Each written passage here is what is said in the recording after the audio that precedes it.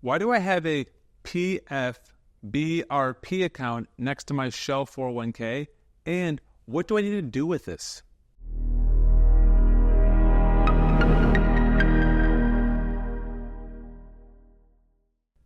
In my last video, I talked about the options that you have for your Shell 401k when you leave Shell.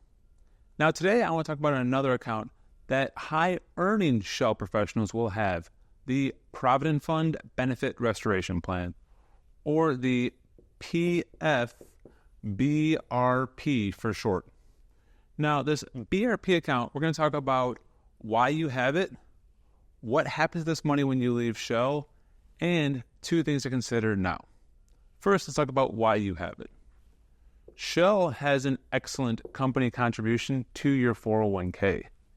Shell will put in up to 10% into your 401k based on your years of service. Now, this contribution is on your base and bonus, and this year is capped once your compensation hits $345,000. Therefore, the max company contribution to your 401k this year is $34,500. Now, once you exceed $345,000 in compensation, Shell continues making your 10% company contribution, but they do so in the form of a credit to your BRP account. So at that point, this account appears at Fidelity. Now, let's talk about what happens with this account when you leave. When you want to take a distribution, there are two types of funds within the BRP. These funds are based on when the money went in. There is new money and old money.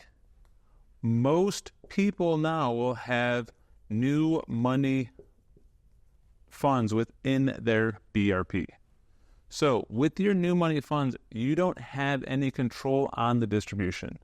When you leave Shell, it's a lump sum payment, and that is within about 90 days from your last day on payroll.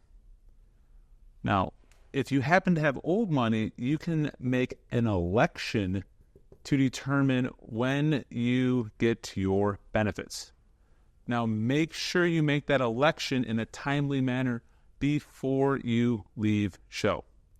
One advantage of the election, of course, is you can spread those payments out over multiple tax years, hopefully lowering your effective tax rate. Now, lastly, let's talk about two things you should consider doing now if you have a BRP account. First and foremost, consider front-loading the contributions to your regular 401k. Once you hit this limit, which generally happens especially with a big bonus year, your contributions are cut off. Many times, high-earning professionals do not actually get the maximum into their 401k, even though they think they're going to. Now, the second thing you should look at is your BRP investments.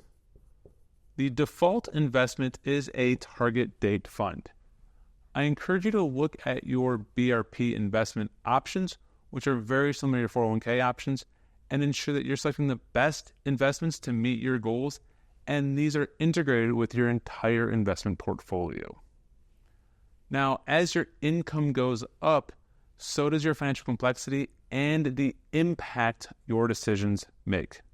I encourage you to share these videos with others and like them on social media so more people are aware of these concepts.